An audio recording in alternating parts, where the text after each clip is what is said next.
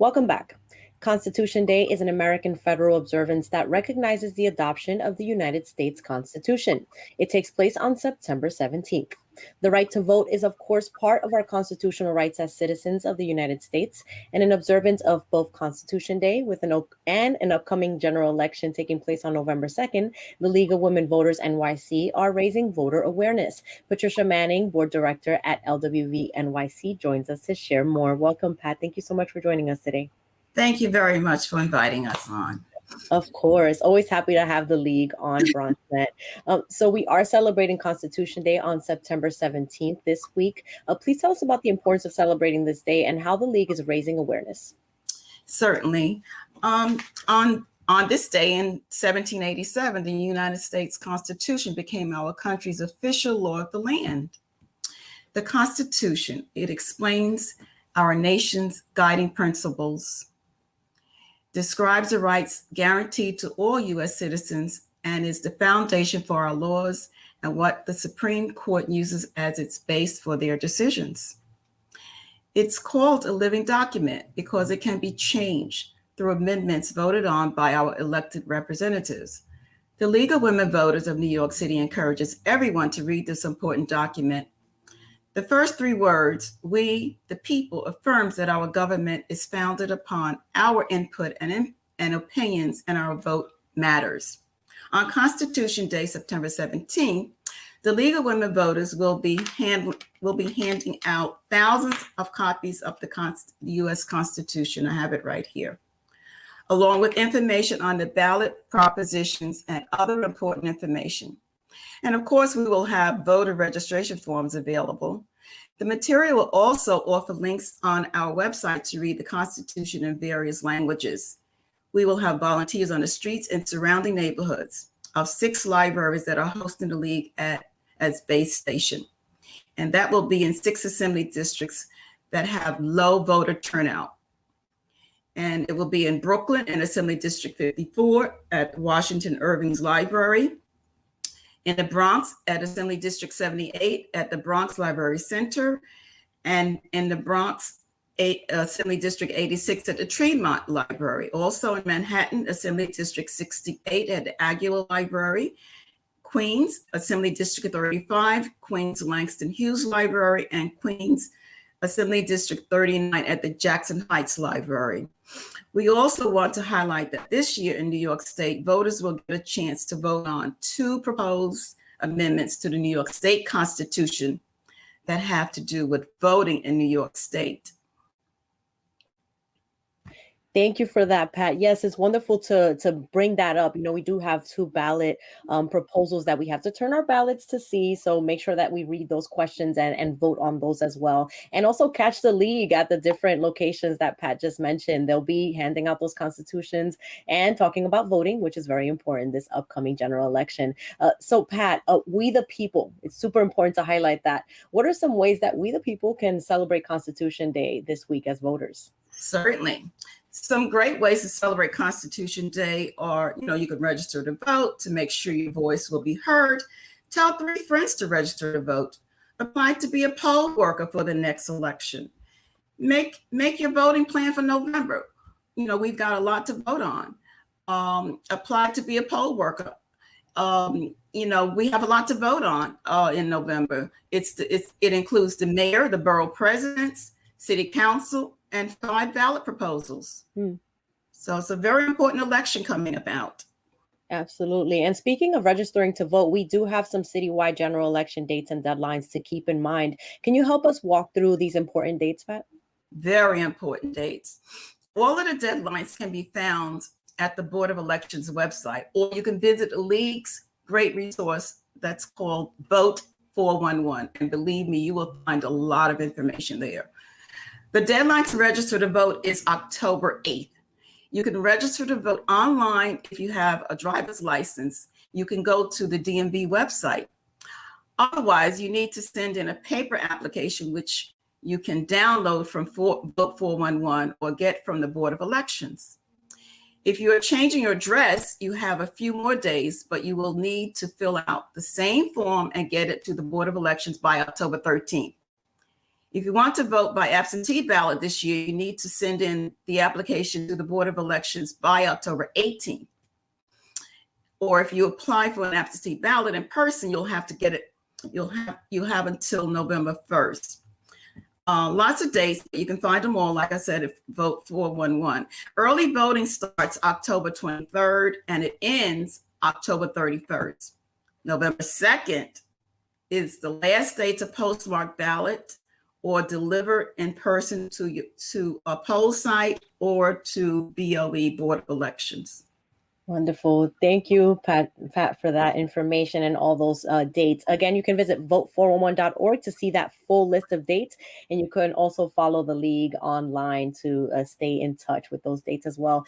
So, Pat, I wanted to talk about low voter turnout in our communities here in the Bronx in particular. What are some of the causes of this trend, and how can we work towards being more civically engaged?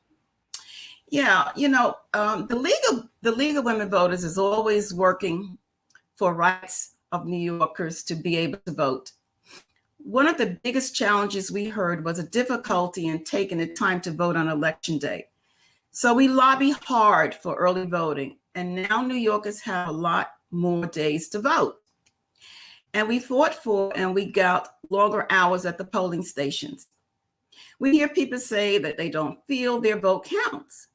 We hope to inform them that whatever issue is important to them in their neighborhood, their vote will send a message to their local representatives. We need to keep working hard to raise the awareness of the power of our vote. It is your vote that will select a representative who stands for what you want.